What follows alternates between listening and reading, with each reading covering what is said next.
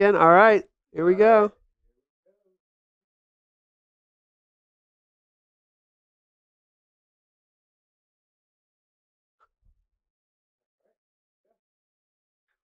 All right. Hello, everybody. Oh my gosh, Hello. Mike, good transition. That worked great. Here we are, guys, in the Q&A of our YouTube video premiere. We're here to answer your questions. Tess has the chat. I do have the chat and ready to chat it up, I guess. Hello, everybody. Thank you so much for joining. So today we're talking about YouTube video premieres, which as of today has been released to all YouTube creators. So that is a great, great thing. Hello, Bob. Bob and I met recently at the NAB show. It was very nice to meet you at the Sling Studio, Bob, a Sling Studio booth in New York City. Yes, it was Thanks great to for meet him. joining. This is a great feature, especially for Sling Studio users, perhaps, because you have a great video production system. Sometimes people are buying a system just for video production, sometimes just buying something for live streaming, but generally those two can live together, and that is why I'm so excited about this new feature on YouTube, because I feel like there's a lot of businesses, brands, companies, educational institutions that aren't ready to go streaming because of the unpredictability of streaming and the live talent required. Yet they can definitely take advantage of uploading an on-demand video, having it revealed live. There was someone in the chat room, and Tess, I don't know if you remember who it was, but they mentioned that one of the great benefits of YouTube premieres is that you cannot fast forward the educational content. You can't just scrub through it and pretend like you watched the whole video. So there's some Just like really interesting Facebook. applications for this. Mr. AP. Mr. AP. Got to give credit where credit's due. So thank you for that point. We hadn't thought of that one, and that's a good one. What a great idea, Mr. P. Now, Bob, we were talking a little bit about people who are in the midst of maybe learning live streaming and maybe are more comfortable with video production and producing a fully produced stream in post production, and now having the ability to air that live. Interesting that that technology is coming years after live streaming on the YouTube platform. You'd think that almost it'd be the other way around, but Premieres is going to be a great way for those new to live streaming and unveiling things live and having a live chat room with their video content to start delving into this. And I think that once users see how easy it is to have a chat room and the benefits of live engagement with your video content, I think that following up a video premiere with a Q&A in a less, there's less pressure to perform in the Q&A. It's more of just a follow-up. And I mentioned in our YouTube premiere the importance of question and answer sessions, allowing your audience to digest, put the content in context to their environment and their life that they have, ask those questions, and then it becomes real to them. Then the content becomes real to them, and they're getting answers from the creator, from the presenter of the content. So it builds community, but it also increases the educational value and the amount of information that viewers can actually digest in that Q&A session where they're really, coming back and bringing things into the context of their own lives. So Tess is here monitoring the chat. I believe So she's here's going what's back. going on. Okay. Everybody that was watching the actual physical premiere on YouTube just finished the duration of that premiere. So they should be just hopping onto this stream now. So I want to make sure I address you guys. Welcome. This is our live Q&A, kind of a workflow we've got going on here that we're still working out the kinks, because I know that we had a stream going on Facebook and YouTube before this. So now we're all coming together as one. So please share any questions that you have in the chat and let us know what you thought about the theory of using YouTube premieres and live video premieres in general, and if you think it could be a helpful asset in collaboration with live streaming. Okay, let's see what's going on here in the chat. Everybody's kind of like, yeah, why did you start the Q&A before the premiere was over? So that's one of those things that I think we're going to have to work out with the workflow of this whole thing. Let's mention that. So this was the first time we've ever done a YouTube premiere, and I didn't realize this. I don't think it was intuitive for me when 2 p.m. Eastern came to, which is what we thought the video was going to start. A 2-minute countdown timer came on. This is our first time doing it. So we're like, oh, there's a countdown here. So what happens that we now know is YouTube has And we didn't create this. It has its own countdown timer that goes for 2 minutes when you schedule a premiere. So you schedule it for 2 minutes ahead of the time that you want the video to begin. Yeah. So 1:58 If you're for us, planning on trying to synchronize everything if together. you want to synchronize it. So that's why you're seeing this differentiation going on with timing. Because it would have been nice to have that 2-minute countdown timer. It's interesting when you schedule a live stream, it counts down to the time and then it goes live. Um, so that's what I was expecting, but a little different. Still kind of interesting and fun, though. Fun learning experience, absolutely. So here's a question from Fiat Ministry Network. Do you need 2 different links to the premiere and the live stream? We talked a little bit about this in our presentation Yeah, in my today. email, I decided just to share the premiere link because I knew I was going to post the link to the Q&A during the premiere in the chat, which is what I did. So I think it's up to you what you'd prefer, but I didn't want to swamp you guys with too many links. Then you might be a little bit lost trying to figure out where to go. So we use the premiere link in our marketing emails. Yeah, and that is potentially one of the benefits of having a YouTube premiere is that when you do go and share your premiere out on Facebook, on social media, we talked about potentially doing a Facebook live stream and then gathering your audience, talking, doing the pump up, the excitement, the hype, and then posting that YouTube link into Facebook potentially or any other social media platform. That link will not change. So your premiere video will now be a video on demand on YouTube with the same exact link that you've been given from the beginning. It won't change. But if you need to do a follow-up Q&A, it will be a separate link on YouTube to your live channel, which you would most likely want to post in the chat room. Now, the nice thing about a premiere, Tess and I kind of understand this because we were here while it was live, but you're actually just in relax mode. You're just watching the video premiere. You're engaging in the chat room live with the audience, and you're not live on camera.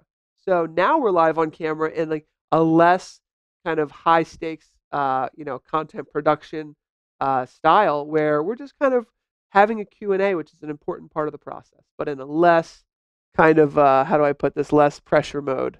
Yeah, this is great for a company or organization looking to dip their toes in the water of live streaming before they jump headfirst and dive in because a lot of the times you want to be able to control your content. And if you are put on the spot during a live stream in a situation like this, certain people don't want to be caught off guard.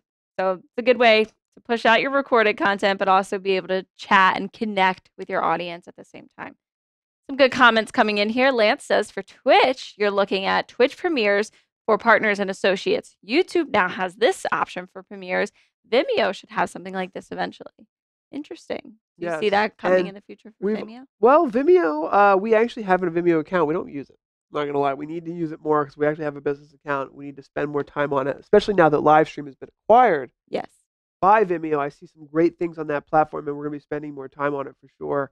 Facebook also has premieres, and Facebook, to the best of my knowledge, has rolled this feature out to all users in the same way. Now, for all business pages, I believe. Okay. This is not something that's on your, personal page. Okay. YouTube, as of today, has rolled this out to everyone. Twitch has always had it. Twitch was actually one of the first with it, and then hopefully Vimeo comes along. Now, Facebook, something we'll be covering in an upcoming webinar, maybe next Monday, has something really cool called watch parties. Yes. Now, that's the for user ultimate groups. Social media video premiering style of collaboration, and we're going to be covering that in an upcoming video as well. Another question coming in here oh, hey, Greg, how's it going? Will ads be inserted for long premiere videos? That's a really good question. I do not know. But that's a great question, especially for those who potentially are trying to monetize their channel. Mm-hmm. Now, you can turn monetization off completely on your YouTube channel, and you would imagine that at that point it wouldn't happen. YouTube's always been really good at, kind of allowing you to have ads when you want them and not have ads when you don't want them. We generally do not run ads on our videos, but I have never seen an ad on a live stream, and we've gone for hours. So that certainly doesn't happen. I'm trying to think. I haven't. I don't think that they would do that on a premiere. Definitely on on-demand videos, of course.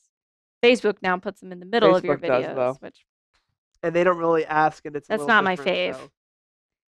Good point from Christopher. Coming with your Facebook watch parties, you could cue the live stream to follow your premiere, which is what we did a few Fridays ago. The one thing with the watch parties, it's just limiting us to the user group. And I want everybody to be part of the user group, but then, we have some people that don't have Facebook and whatnot. So it's Yeah. it's like a balancing act. I'm not quite sure, just figuring all this stuff out and what works best for us. We'll have to cover that in more detail next week when we cover Facebook watch parties and Facebook premieres. Definitely have some different nuances on the Facebook platform. YouTube, quite nice. Figured out a couple things that we didn't know about. We didn't So know that today was the actual day that they no, were rolling isn't this that out funny? for all of the creators. It was coincidental that we were doing this today. Duh, it makes sense because we noticed that we have the feature now. So we're like, oh, we'll talk about it. But we thought we were special. So we're not special. Yeah, It's for I everyone. made an ask to the guy that we know at YouTube, and then didn't hear anything back. I was like, oh, I must have added it to our feature. He thought that our friends over at YouTube. I guess Maybe. we're Maybe not we as inspired good of them. friends as we know. But yeah, maybe they Maybe were they're like, like, maybe oh, we should just let everyone let's have just it. give it to everyone. You can thank us for your Facebook or your YouTube premiere feature. Tom's commenting on Rudy's comment, which I don't know where it went, Rudy. But he says, Rudy, this would be great for school instructions. Video Yes, the info, film the info, and be able to watch and answer in the chat. yes, Definitely that's a great for big one. webinar type styles and any type of instructional video. And I also the thing I love about that, just to comment on that, one of the things that I take for granted a lot is all the B-roll and the flashy things that we do sometimes with our annotation and our presentations and all of that, and that requires a producer. And let's be honest, not everybody has a producer, but you can be your own producer using post-production, using Adobe After Effects, using Adobe Premiere. Now they have Adobe Rush. So this allows you to use all of those post-production tools and mix together PowerPoint slides, videos, B-roll into a live video release, and then you can be with your audience. There's our cool producer and one of our good friends, Rich Schumacher. You guys probably know him from the chat, from the user groups, and he's going to be joining us for our post-show podcast that we're going to be jumping into in just a few moments. So let's take some last questions. It is a really great topic and a lot of questions. It's very interesting, and it's one of those things where we're learning as well. So it's always fun to bounce thoughts and ideas off one another. Yeah, this is one of the Lance fun parts of the job. says also with having your own break, aka or ALA, long events, any TOC like what Facebook's TOC. What is TOC? Let us know what that is What because is I'm not that smart. TOC? Restrict the ads. Table of Table contents. of contents. Thank you. Thank you, Rich. Can play during your stream, mostly for Ah, advertisers. I noticed, for example, VidSummit had in their live stream advertisements available, and you could tell they were for some of the content creators, but they were able, like Sean Cannell or Cannell, I think he pronounces it, had his own advertisements within their live feed, which was pretty cool. wow. Sometimes sports games that are streamed have local organizations that pay to have an ad, Yes. and that's something in your streaming software where you would just queue an MP4, right? It's funny, I was listening to a interview with Quicken Loans, who just purchased 100 Thieves on the Twitch gaming streaming channel. Really? And Quicken Loans, they were like, why are you buying an esports team? Why are you buying a team of gamers that play League of Legends? Mm-hmm. And he said, well, the general population of Twitch is between 20 and 30, Mm-hmm. and these are the people that use the Rocket Loans platform that they have. And they said that when it comes to branding and marketing, there's this new term called logo slap. You can't just slap your logo on something and expect people to respond to it anymore. It has to be very good product placement. And for, a tech company or an online offering, doing something with esports on Twitch makes perfect sense. If you are a local sporting athletic company, doing an insertion in the local football, live stream makes a lot of sense. If you are Sean Cannell and you have you're selling a YouTube book at the YouTube convention, it makes a lot of sense. So finding the right context for your message is like the whole game nowadays, and there's so many avenues. It's just really smart marketing at this point. Live streaming is smart marketing. Hi, Hi, Hewitt. Hewitt. Thanks for joining. If there's no more questions, we are going to hang out with you guys in the post show, but we're going to do it in the podcasting room where Rich is actually going to join us. He has years of experience in live streaming and also knows a bunch of you from the industry. And a fun secret talent that I'm definitely going to bug him about. Very fun secret talent. You have to stick around for the post show. By the way, our discover doors that. are open for you guys if you ever want to come to Westchester, Pennsylvania. Be on the podcast. Come in and visit us. It's called the Geek Seat, and we've got it here for you guys. But what do you think, Tess? Is it time to go over there? Let's head over there, guys. We'll see you on Twitch and stick around on Facebook if you want to catch See the you guys show. soon.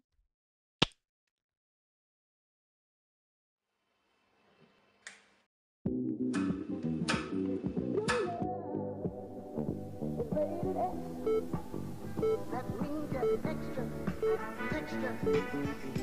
Extra.